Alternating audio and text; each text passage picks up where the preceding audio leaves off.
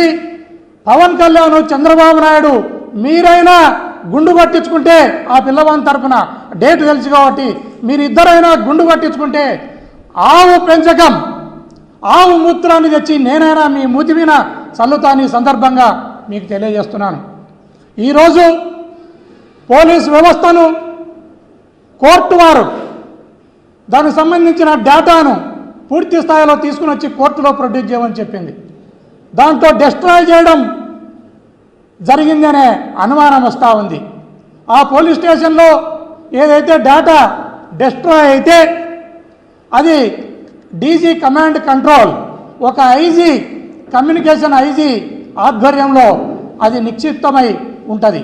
దానైనా తీసుకుని వచ్చి కోర్టుకు పెట్టి మీరు ఏ తప్పు చేయలేదని నిరూపించుకోవాల్సిన బాధ్యత పోలీస్ వ్యవస్థ పైన ఉంది.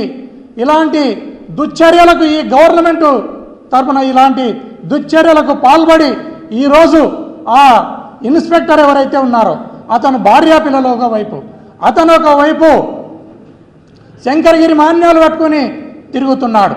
అతన్ని ఏ చంద్రబాబు నాయుడు ఎవ్వరు కూడా పవన్ కళ్యాణ్ ఇదే లోకేష్ బాబు ఎవ్వరు కూడా కాపాడలేరు. ఇది పోలీస్ వ్యవస్థ గుర్తుపెట్టుకోవాలి. ఆ కాన్సిక్వెన్సెస్ను ఆ పర్యవసానాన్ని ఆ పోలీసు ఆఫీసరే బాధ్యతను వహించాల్సి ఉంటుంది. రేపు ఆ మర్డర్ కేసు కొట్టేసేంత వరకు ఆ గర్భమైన దరిద్రాన్ని ఆ ఆఫీసరే అనుభవించాల్సిన పరిస్థితి ఉంటుంది. మీకు ఏ పవన్ కళ్యాణ్ లోకేష్ బాబు చంద్రబాబు నాయుడు ఎవ్వరు కూడా అడ్డం రారు.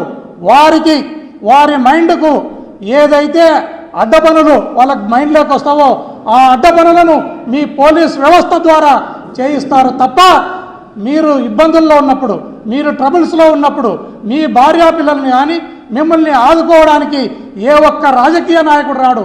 మిమ్మల్ని చట్టం మాత్రమే, ఈ రాజ్యాంగం మాత్రమే, మీ విలువలు మీ ధర్మం మాత్రమే మిమ్మల్ని కాపాడుతుంది.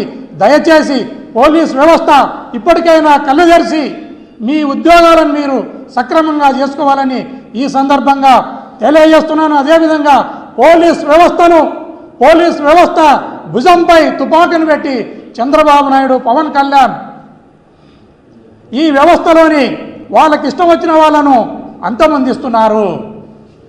వారి చేతిలోని వెపన్ మీరు కావద్దని ఈ పోలీస్ వ్యవస్థకు తెలియజేస్తున్నాను. అదేవిధంగా పోలీస్ వ్యవస్థను ఒక ఆయుధంలాగా మీరు ఉపయోగించుకోవటం అనేది ఎప్పటికి కూడా మంచిది కాదని చంద్రబాబు నాయుడికి పవన్ కళ్యాణ్కి ఈ సందర్భంగా తెలియజేస్తూ నా ప్రెస్ మీట్ను ఇంతటితో ముగిస్తున్నాను. ఇది మీ గవర్నమెంట్ కాదు.